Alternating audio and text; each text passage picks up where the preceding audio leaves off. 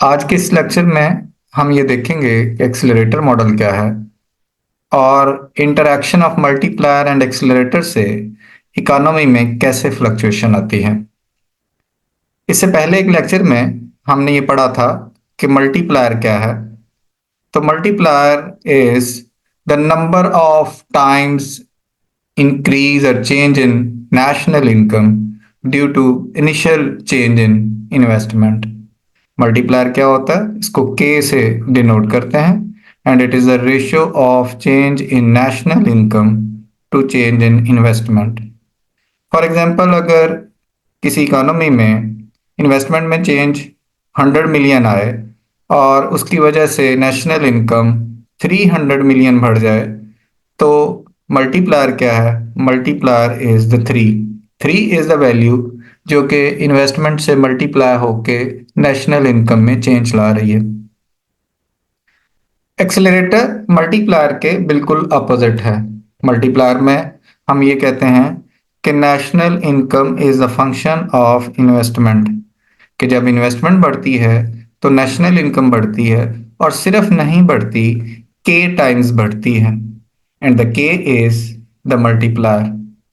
Accelerator में हम ये कहते हैं कि investment is the function of income. जब आपकी इकोनॉमी में कंज्यूमर गुड्स की डिमांड बढ़ती है तो उस डिमांड को पूरा करने के लिए आपको number of times investment required होती है। तो जितने टाइम्स इन्वेस्टमेंट में चेंज आती है, दैट इज कॉल्ड एक्सेलरेटर, और उसको हम डिनोट करते हैं बीटा से या फिर डब्ल्यू से। और ये क्या है? That is the change in investment over the change in income. For example, अगर कंज्यूमर गुड्स की डिमांड 100 मिलियन बढ़े और इस डिमांड को पूरा करने के लिए हमें 300 मिलियन रिक्वायर्ड हो, तो थ्री इज द वैल्यू कि जिसको हम कहेंगे एक्सेलरेटर। यानी आपकी जो इन्वेस्टमेंट है वो 3 टाइम्स ग्रेटर है due to change in the demand for output. और ये जो एक्सेलरेटर है, ये किस पे बेस करता है? ये एक्सेलरेटर की वैल्यू बेस करती है कैपिटल आउटपुट रेशियो पे। जैसे कि हमने मल्टीप्लायर में पढ़ा था कि मल्टीप्लायर की वैल्यू डिपेंड करती है एमपीसी पे, और एमपीसी जितना ग्रेटर होगा के भी उतना ग्रेटर होगा। यहाँ पे हम कहते हैं कि जो बीटा है या डब्ल्यू है, इसकी वैल्यू डिपेंड करती है किस पे? कैपिटल आउटपुट रेशियो पे। कैपिटल आउटपुट रेशियो क्या है? कि सपोज अगर हम कहें 2:1, तो इसका मतलब यह है कि 1 रुपए की चीज को बनाने के लिए 2 रुपए की इन्वेस्टमेंट या कैपिटल रिक्वायर्ड है। That is the capital output ratio. अगर हम कहेंगे 3:1, तो इसका मतलब है कैपिटल कैपिटल ये है, आउटपुट ये है। तो आउटपुट की अगर सपोज 1 मिलियन की डिमांड होगी, तो इस डिमांड को पूरा करने के लिए आपको जो इन्वेस्टमेंट रिक्वायर्ड है on capital goods, that is the 3 times greater. तो थ्री क्या है? Three is the accelerator. फिर से सुने कि एक्सेलरेटर क्या है। Accelerator is the ratio between the change in induced investment and the change in national income और आउटपुट। तो क्या है कि beta is the change in investment over the change in income. Multiplier में हमने पढ़ा था कि multiplier is delta Y over delta I, लेकिन एक्सेलरेटर क्या है? Accelerator is beta is delta I over delta Y. तो एक्सेलरेटर किस चीज में लिंक को एक्सप्लेन करता है? ये किसी इकोनॉमी में जो आउटपुट में चेंज आती है और उस आउटपुट से जो इन्वेस्टमेंट में चेंज आती है, उसके लिंक को एक्सप्लेन करता है। जो इन्वेस्टमेंट में चेंज होती है, that is the number of times greater than the initial change in output और the demand for consumer goods, और वो जितने टाइम्स ज्यादा होती है, that is called the accelerator. Accelerator को हम एक एग्जांपल से एक्सप्लेन कर सकते हैं, लेकिन उससे पहले एक्सेलरेटर मॉडल के लिए हमने कुछ चीजें अज्यूम की हैं।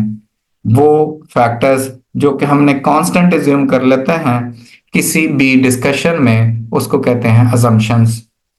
तो पहली चीज जो हमने अज्यूम की है एक्सेलरेटर प्रिंसिपल में, that is the constant capital output ratio. जिस चीज का हमने डिस्कस किया कि कैपिटल आउटपुट रेशो है, वो क्या है? वो हमने लिया है कांस्टेंट है, कि उसमें चेंज नहीं आ रही। Capital output ratio is constant. याद रहे कि मल्टीप्लायर में हमने जो चीज कांस्टेंट ली थी वो था MPC, marginal propensity to consume.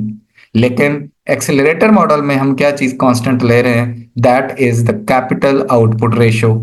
For example, अगर हम कहें कि 2:1 है, यानी कैपिटल आउटपुट रेशियो 2:1 है, तो पूरी इकोनॉमी के हर सेक्टर के लिए यही रेशियो है, और ये हमने कांस्टेंट अज्यूम किया हुआ है। किसमें? एक्सिलरेटर प्रिंसिपल में। फिर हमने ये अज्यूम किया है कि जो एग्जिस्टिंग प्लांट्स हैं वो फुल कैपेसिटी पे प्रोड्यूस कर रहे हैं। जब demand for consumer goods increase करती है, तो उस डिमांड को पूरा करने के लिए हमें न्यू इन्वेस्टमेंट रिक्वायर्ड होती है। यानी पुरानी इन्वेस्टमेंट से काम नहीं चलता, आपको न्यू मशीन्स, न्यू प्लांट जो है वो लगाना पड़ेगा अपनी इस डिमांड को पूरा करने के लिए। ये भी हमने अज्यूम किया है। किस में? एक्सिलरेटर प्रिंसिपल में। याद रहे कि मल्टीप्लायर में हमने कहा था कि जो प्लांट साइज है उसमें कैपेसिटी मौजूद है, जब कंज्यूमर गुड्स की डिमांड बढ़ती है तो उसको पूरा किया जा सकता है। बट इन एक्सिलरेटर प्रिंसिपल हम ये अज्यूम करते हैं कि जो एग्जिस्टिंग प्लांट हैं वो अपनी फुल कैपेसिटी पे काम कर रहे हैं और उसमें मजीद गुंजाइश नहीं है। फिर हम ये भी अज्यूम करते हैं कि अगर कंज्यूमर गुड्स की डिमांड बढ़ती है, तो उस डिमांड को पूरा करने के लिए जो इन्वेस्टमेंट चाहिए होती है, उसके लिए रिसोर्सेस जो प्रोड्यूसर्स हैं उनके पास अवेलेबल होते हैं। और अगर वो ना अवेलेबल हों तो उनको बड़ी आसानी के साथ वो बोरो कर सकते हैं फिनेंशियल इंस्टीट्यूशन से, यानी क्रेडिट की अवेलेबिलिटी होती है। इसी तरह से हम ये भी अज्यूम करते हैं कि जो प्रोडक्शन है उसकी कैपेसिटी को, प्रोडक्शन प्लांट साइज को बढ़ाया जा सकता है और आप अपनी प्रोडक्शन को एक्सटेंड कर सकते हैं। तो जो प्रोडक्शन है उसमें क्या होती है? फ्लेक्सिबिलिटी होती है और उसको आसानी से आप एक्सटेंड कर सकते हैं। और जैसे मैंने पहले कहा कि इसमें हमने अज्यूम किया है कि credit money is considered to be elastic, यानी क्रेडिट का जो आप बोरो कर सकते हैं पैसा, वो आसानी से कर सकते हैं। मतलब अगर आपके पास रिसोर्सेज नहीं है उसकी इन्वेस्टमेंट के लिए, तो वो फिर आपके पास फिनेंशियल इंस्टीट्यूशंस होते हैं जिससे आप आसानी से बोरो कर सकते हैं। जो एक्सेलरेटर प्रिंसिपल है इसको हम एक एग्जाम्पल के थ्रू एक्सप्लेन कर सकते हैं। उस एग्जाम्पल को आप देख लें। सीए जो बच्चे कर रहे हैं उनके लिए ये है कि इस जो एक्सेलरेटर प्रिंसिपल से जो क्वेश्चन आता है वो बेसिक लेवल का होता है। ये बहुत बहुत इन डेप्थ क्वेश्चन इस तरह से नहीं होता। मल्टीप्लायर से जो क्वेश्चन आता है वो बहुत डेप्थ का हो सकता है और वो डिफिकल्टी लेवल 3 का हो सकता है, क्योंकि उसमें न्यूमेरिकल्स भी हैं, उसमें आपका ग्राफिकल एक्सप्लेनेशन भी हो सकती है, उसमें बहुत सारी टेक्निकलिटीज भी हैं। लेकिन जो एक्सेलरेटर प्रिंसिपल है, अगर आपको बेसिक बेसिक बेसिक चीज़ें पता हों, उसके अजम्पशंस पता हों, लिमिटेशंस पता हों, बेसिक ये पता हो कि एक्सेलरेटर प्रिंसिपल क्या होता है, तो जो कंप्यूटर बेस्ड एग्जाम है उसको आप आसानी के साथ पास कर सकते हैं। एक्सेलरेटर की जो प्रिंसिपल एक्सेलरेटर प्रिंसिपल है उसकी एक्सप्लेनेशन के लिए हम एक टेबल से हेल्प ले रहे हैं, और उस टेबल में कुछ चीज़ें हम अज्यूम कर रहे हैं। जैसे कि हमने अज्यूम किया है कि कैपिटल आउटपुट रेशियो क्या है, दैट इज द 3:1। फिर हमने अज्यूम किया है कि हर साल जो डेप्रिसिएशन है, यानी डेप्रिसिएशन ऑफ कैपिटल है, वो इनिशियल जो आपकी इन्वेस्टमेंट है उसका 20% है। अभी इसका जब हम टेबल बनाएंगे तो इसकी चीज़ की आपको समझ आ जाएगी। फिर हमने अज्यूम किया है कि जो नेट इन्वेस्टमेंट है that is the change in output into 3, चूंकि आपको 1 रुपए की चीज को बनाने के लिए 3 रुपए इन्वेस्टमेंट पे लगते हैं। तो इसका मतलब है जो चेंज आउटपुट में आएगी, तो उसको अगर आप 3 से मल्टीप्लाई कर देंगे तो आपके पास रिक्वायर्ड कैपिटल आ जाएगा। क्यों? क्योंकि हमने लिया है capital output ratio is 3:1।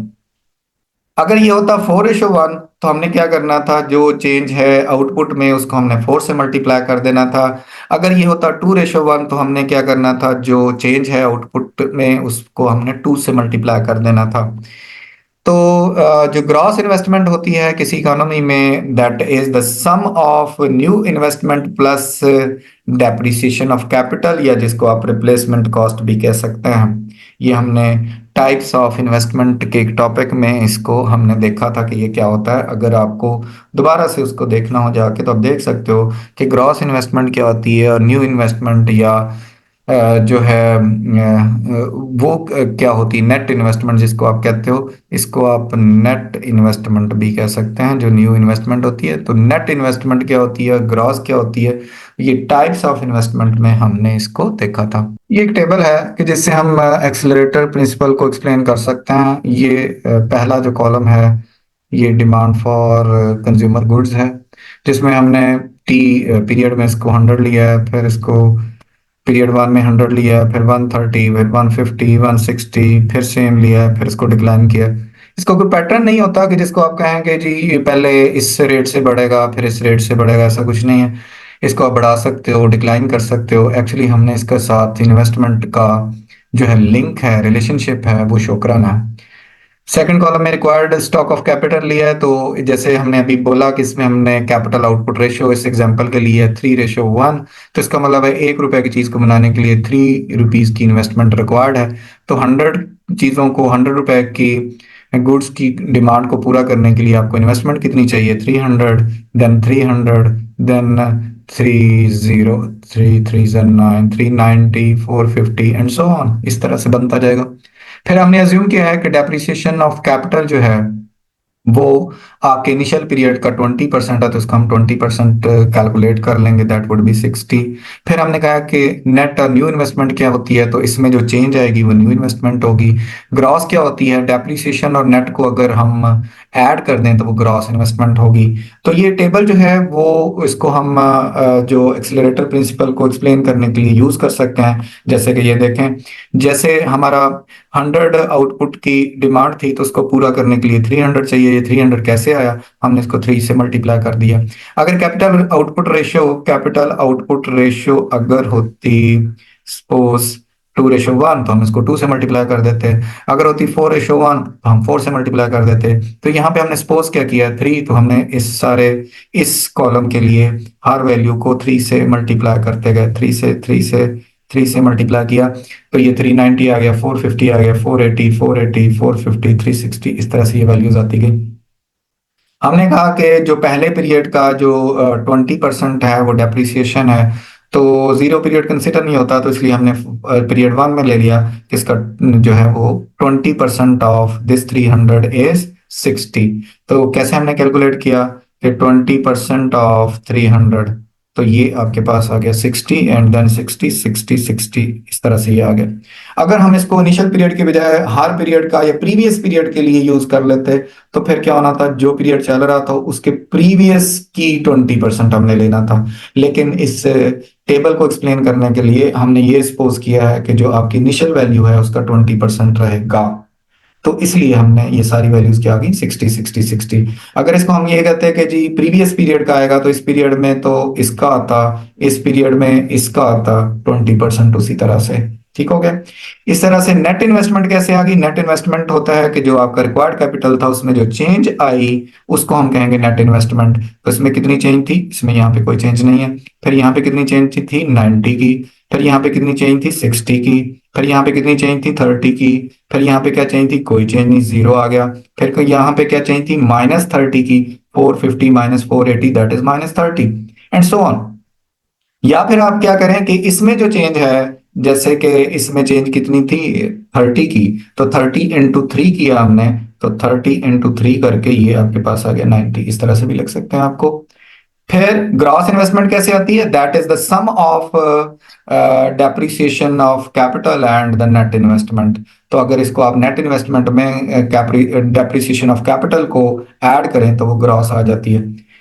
Question ये है कि यहाँ पर एक्सेलरेटर प्रिंसिपल कहाँ पे है, तो एक्सेलरेटर प्रिंसिपल ये है कि सपोज इसमें चेंज आई थी 30 की, यानी डिमांड फॉर कंज्यूमर गुड्स या demand in output is equal to 30। और इस डिमांड को पूरा करने के लिए हमें इन्वेस्टमेंट कितनी चाहिए थी, दैट इज द 90। तो नेट जो आपका इन्वेस्टमेंट है दैट इज द 90। तो बीटा आपका क्या निकला, beta is 90 over the 30, that is the 3। Same as अगर यहां से यहां पे अगर आप जाएं तो इसमें चेंज कितनी थी, 20 की। तो चेंज इन वाई जो है या आउटपुट जो है दैट इज अ 20।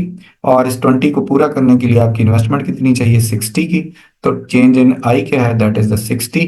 और बीटा क्या है या डब्ल्यू क्या है, दैट इज 60 ओवर 20। तो दैट इज द 3।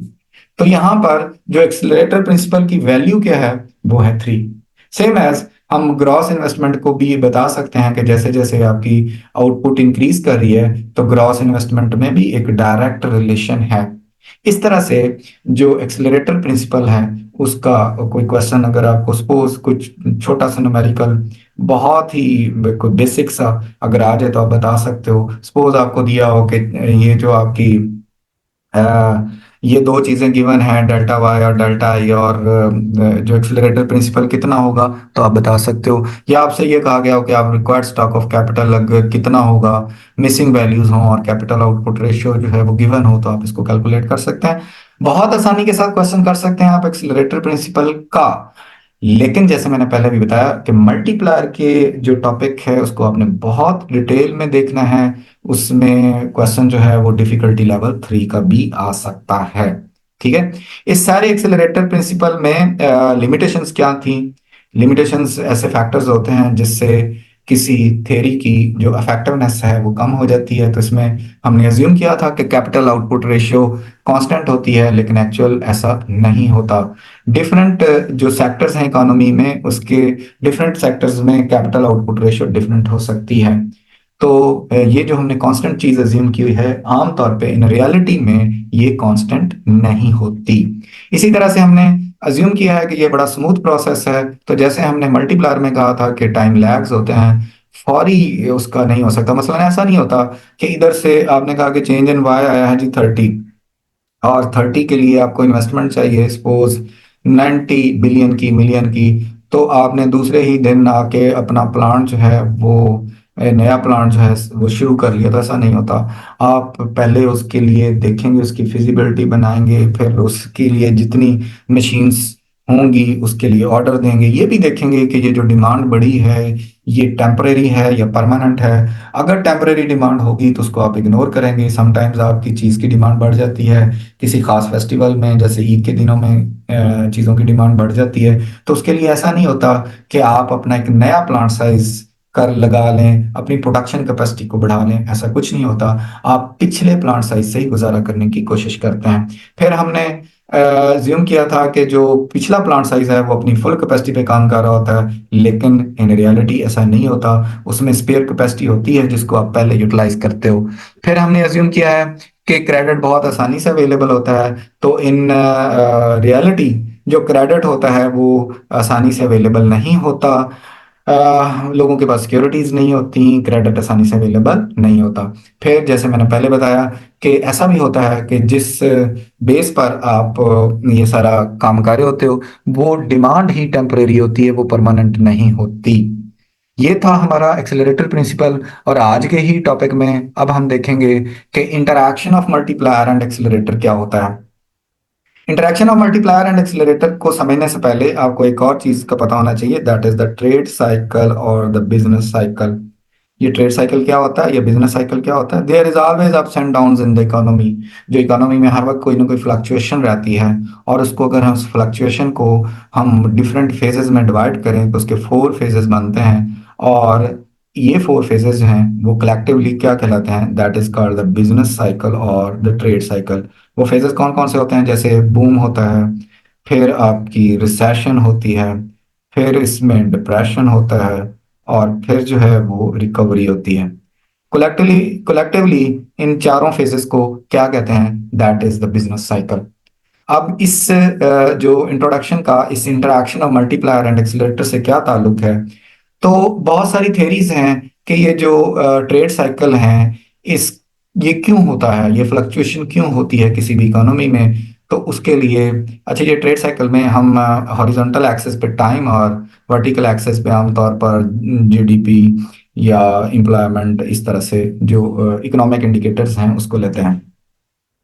तो जो ये फ्लक्चुएशन क्यों होती है, तो उसका एक आंसर जो है वो सैमुअलसन ने दिया कि ये it is due to the interaction of multiplier and accelerator, कि जब ये इकट्ठे काम करते हैं, कंबाइनली काम करते हैं मल्टीप्लायर और एक्सीलरेटर, तो इससे इकोनॉमी में फ्लक्चुएशन आती है। और इस जो कंबाइन एक्टिविटी को क्या कहते हैं, this is called the interaction of multiplier and accelerator.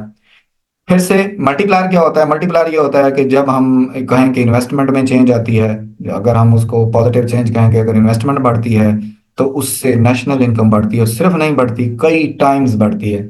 और जब नेशनल इनकम बढ़ती है तो हम कहते हैं कि डिमांड फॉर कंज्यूमर गुड्स बढ़ती है। और डिमांड फॉर कंज्यूमर गुड्स के बढ़ने से क्या होता है कि आपकी जो इन्वेस्टमेंट है बढ़ती है, और सिर्फ नहीं बढ़ती, नंबर ऑफ टाइम्स बढ़ती है। जब इन्वेस्टमेंट के बढ़ने से national income number of times बढ़ती है तो इसको कहते हैं मल्टीप्लायर। और जब आपके डिमांड फॉर कंज्यूमर गुड्स के बढ़ने से, या आप कहें कि आउटपुट के इंक्रीज करने से, जब इन्वेस्टमेंट इंक्रीज करती है और सिर्फ इंक्रीज नहीं करती, नंबर ऑफ टाइम्स इंक्रीज करती है, तो इसको कहते हैं एक्सेलरेटर। अब अगर इकोनॉमी में ये दोनों पॉजिटिवली वर्क कर रहे हों तो क्या होता है कि इकोनॉमी जो है वो आपकी अप टर्न पे होती है, ऊपर की तरफ जा रही होती है। और जब इसमें नेगेटिव इफेक्ट आए तो वो नीचे को जा रही होती है। और ये जो है ये कॉज करते हैं कि इसके लिए ये इनकी इंटरैक्शन से किसी भी इकोनॉमी में जो है फ्लक्चुएशन आती है या ट्रेड साइकिल आता है। This is called the interaction of multiplier and accelerator. CA के बच्चों के लिए ये इसमें भी जो डिफिकल्टी लेवल 1 का क्वेश्चन आएगा, इसमें अभी हम एक टेबल से इसको सीखेंगे थोड़ा, ताकि टॉपिक को बेहतर हो जाए। लेकिन उस टेबल से रेलेवेंट शायद कोई कोई शायद क्वेश्चन बन सकता हो। अदरवाइज इस एरिया में कौन सा क्वेश्चन आ सकता है, और वो है डिफिकल्टी लेवल 1 का, यानी बेसिक कॉन्सेप्ट आपको होना चाहिए, उस बेसिक कॉन्सेप्ट से आप क्वेश्चन को हल कर सकते हैं। तो इसको हम एक टेबल से एक्सप्लेन करने जा रहे हैं। उस टेबल में कुछ चीजें हम अज्यूम कर रहे हैं। पहली चीज हम ये अज्यूम कर रहे हैं कि एटोनोमस इन्वेस्टमेंट है और वो है 80 मिलियन, और that is the same for every year, हर साल के लिए सेम है। फिर हम इसमें अज्यूम कर रहे हैं कि एमपीसी एमपीसी 0.5 है, यानी आपकी जितनी इनकम में चेंज आती है उसका 50% आप कंज्यूम कर रहे हैं। And it is for the multiplier. हमने देखा था कि मल्टीप्लायर की वैल्यू को या साइज को कैलकुलेट करने के लिए हमें किस चीज की रिक्वायरमेंट होती है, वो है एमपीसी। फिर है हमने accelerator coefficient is is equal to 2, यानी हमने ये सपोज किया है कि कैपिटल आउटपुट रेशियो क्या है, दैट इज 2:1। 1 रुपए की चीज को बनाने के लिए आपको 2 रुपए की इन्वेस्टमेंट चाहिए, 2 रुपए की मशीन चाहिए। इसको हम एक टेबल से बता रहे हैं, और इसमें हमने डिफरेंट टाइम पीरियड्स लिए हैं। पीरियड 1 इसको आप T1 T2 भी कह सकते हैं, T3 T4 T5 T6 ऐसे भी लिख सकते हैं। फिर हमने ऑटोनोमस इन्वेस्टमेंट लिया है कि 80 मिलियन 80 मिलियन 80 मिलियन 80 मिलियन, ये सारे पीरियड के लिए सेम है। फिर हमने लिया इंड्यूस्ड कंजम्पशन, या जिसको हमने कहा कि एमपीसी। ये एक्चुअली किसके लिए होता है, ये होता है मल्टीप्लायर के लिए। अब मल्टीप्लायर में हम क्या कहते थे कि जब आपकी इनकम में चेंज आती है तो उससे आपकी जो कंजम्पशन में चेंज आती है, ठीक है, इनकम में चेंज आने से उससे आपकी जो आपकी कंजम्पशन में चेंज आएगी, और फिर कंजम्पशन में चेंज से आपका एक मल्टीप्लायर की वैल्यू निकलेगी। कैसे? मसलन आपकी इनकम में चेंज आई है 80, तो उसका आप कितना परसेंट खर्च करेंगे, अगर आपका एमपीसी 0.5 हो तो दैट इज द 50%। इसको हम टेबल जो है वो ऑलरेडी मैंने कैलकुलेशन थी इसलिए इसको पहले से बना लिया, ताकि टाइम कम में हम इसको करते रहे। जैसे कि ये पहले पीरियड में 80 आया, और पहले पीरियड में टोटल चेंज इन इनकम क्या हुई, 80। हमें ये पता है कि y is equal to C plus I होता है, तो सी का कोई भी कंपोनेंट होगा, वो ऑटोनोमस हो, वो इंड्यूस्ड हो, वो सी का हिस्सा होगा। आई का कोई भी कंपोनेंट होगा, वो ऑटोनोमस हो, वो इंड्यूस्ड हो, वो आई का हिस्सा होगा। और इन दोनों में से किसी में भी चेंज आए तो इसमें चेंज आएगी। तो फर्स्ट पीरियड में हमने समझा कि जो टोटल इनकम में चेंज है वो 80 है। अब 80 चीजों, जब 80 आपकी मिलियन इनकम बढ़ी तो आपकी जो कंजम्पशन में चेंज कितनी आएगी, ये हमारी असल में चेंज इन सी है। चेंज इन सी क्या आ गया, दैट इज द 40। कैसे? आपने जो 80 मिलियन इनकम थी उसका आधा हिस्सा जो है वो खर्च कर लिया। अब सपोज आपकी कंजम्पशन में जो 40 मिलियन की चेंज आई, तो उस 40 मिलियन की जो कंजम्पशन को पूरा करने के लिए आपको इन्वेस्टमेंट कितनी चाहिए होगी? अगेन जैसे हमने कहा कि आउटपुट में चेंज आ गई है, कितनी चेंज आ गई है? That is the 40। तो उसको पूरा करने के लिए आपको इन्वेस्टमेंट कितनी चाहिए? तो उसके लिए अगर हमने लिया हो कि एक्सीलरेटर की वैल्यू 2 हो, या कैपिटल आउटपुट रेशो जो है वो 2:1 हो, तो इसका मतलब है 1 रुपए की चीज को बनाने के लिए 2 रुपए की इन्वेस्टमेंट। तो इसमें 40 रुपए की चीजों में जो चेंज है, 40 मिलियन की जो चेंज आई थी, उसको पूरा करने के लिए आपको इन्वेस्टमेंट कितनी चाहिए? That is the 80। अब ये आपकी ऑटोनमस इन्वेस्टमेंट थी, ये आपकी इंड्यूस्ड कंजम्पशन है, ये आपकी इंड्यूस्ड इन्वेस्टमेंट है। इन सारों को ऐड करेंगे तो आपकी ये टोटल चेंज इन इनकम आ गई। तो 80 प्लस 40 प्लस 80, ये कितना हो गया? 200। अब ये 200 चेंज आ गई। 200 आपका जो चेंज है, उसको आपने इस 200 को में से कंजम्पशन कितनी होगी, कंजम्पशन में कितनी चेंज लाएगी? दैट इज द 200 इन 2.5। तो वो कितना आ गया? 100। ये 100 आ गया। अब आपने ये देखना है कि इसमें कंज्यूमर गुड्स की डिमांड में कितनी चेंज आई। तो इसमें देखें चेंज कितनी है? 100 - 40, 100 - 40, तो ये आ गया 60। 60 इंटू 2, तो ये आ गई 120। अब आपका क्या क्या ऐड होगा? 80 प्लस 120, ठीक है, 80 प्लस 100 प्लस 120, तो ये क्या आ गया? 80 प्लस 100 प्लस 120, तो ये आ गया 300। अब 300 जो है वो आपका जो है वो चेंज इन इनकम है, और उसमें से कंजम्पशन में चेंज कितनी लाएगा वो? इसको 0.5 से मल्टीप्लाई हुआ, तो ये 150 आ गया। इससे आपकी जो total demand for consumer goods में कितनी चेंज है, इसमें चेंज देखें कितनी है? 50। तो 50 इंटू क्या हो गया? 2, तो दैट इज 100 आ गया। तो अब आपने ऐड क्या क्या किया है? ये 80, अगर इसको हम हाईलाइटर ले लें, ये आ गया आपका 80, फिर आ गया ये 150, और ये आ गया 100। तो ये हमने ऐड किया 80, 150, 100, और ये आ गया 330। इसी तरह से ये 330 इधर आ गया। इसको हमने 0.5 से मल्टीप्लाई किया, तो ये आ गया 165। इसमें चेंज कितनी है? ये आपका आ गया 165 माइनस 150 इंटू 2, तो ये आ गई 30। और इसको हमने ऐड किया, तो ये वैल्यू बन के 275 आ गया। फिर अगली वैल्यू में ये आ गया 275 इंटू 0.5, ये आ गया 137.5। अब ये माइनस में वैल्यू आ गई, तो माइनस वैल्यू में आके ये आ गया -55। अब यहाँ पे क्या है? -55 है। क्यों? क्योंकि ये वैल्यू जो है माइनस की थी, तो ये -55 आ गया। इसको सारों को हमने जब ऐड किया, तो ये आ गया 162.5। तो फ्लक्चुएशन क्या है? फ्लक्चुएशन ये है कि ये देखें, जैसे इस टेबल को हम गौर से देखें तो ये पहले नेशनल इनकम में जो चेंज थी, पहले बढ़ रही, 200, 300, 330, ये मैक्सिमम पे गई, फिर क्या आ गया? डिक्लाइन आ गया। इसका मतलब है कि इकोनॉमी में जो फ्लक्चुएशन है वो इस तरह से जारी है, ऐसे ऐसे, कि पहले इकोनॉमी में ऊपर की तरफ अप टर्न है, फिर उसमें डाउन टर्न आ गया। और ये जो फ्लक्चुएशन होती है इकोनॉमी में, यहाँ पे टाइम लेते हैं, जैसे पहले मैंने बताया, यहाँ पे इनकम, जीडीपी या इकोनॉमिक इंडिकेटर्स, और ये क्या चीज़ है? ये ट्रेड साइकिल है। तो ये जो आपका interaction of multiplier and accelerator है, वो ये बता रहा है कि ये ट्रेड साइकिल क्यों आते हैं। तो आंसर ये है कि interaction of multiplier and accelerator की वजह से। क्वेश्चन क्या आ सकता है? क्वेश्चन ये, जैसे मैंने कहा कि basic question interaction of multiplier and accelerator से, कि ये क्या होता है।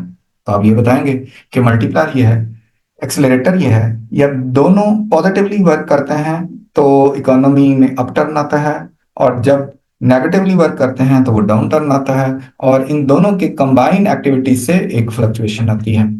तो आज के लेक्चर में हमने ये पढ़ा है कि एक्सेलरेटर क्या होता है। एक्सेलरेटर, तो एक्सेलरेटर को हमने क्या कहा कि it is the ratio of change in investment due to the initial change in output और the demand for consumer goods. Suppose demand for consumer goods हो 100 मिलियन की, और इसको पूरा करने के लिए आपको इन्वेस्टमेंट चाहिए, जो मशीन्स हैं, कैपिटल है, वो चाहिए 300 मिलियन का। तो वो 3 टाइम्स ग्रेटर है। तो 3 क्या है? 3 इज द एक्सेलरेटर। ये हमने पढ़ा है, एक्सेलरेटर। क्या इसमें आ सकता है? सीए के जो स्टूडेंट्स हैं उनके लिए ये है कि इसमें से बेसिक आइडिया कॉन्सेप्ट आ सकता है, इसकी अजम्पशंस और लिमिटेशंस अहम हैं, और इस एरिया में क्वेश्चन बहुत मुश्किल नहीं बनेगा। बेसिक आइडिया अगर आपका हो तो आप आसानी से क्वेश्चन कर जाएंगे। आज के लिए बस इतना ही। इंशाल्लाह फिर किसी और लेक्चर के साथ हाजिर होंगे। अल्लाह हाफिज।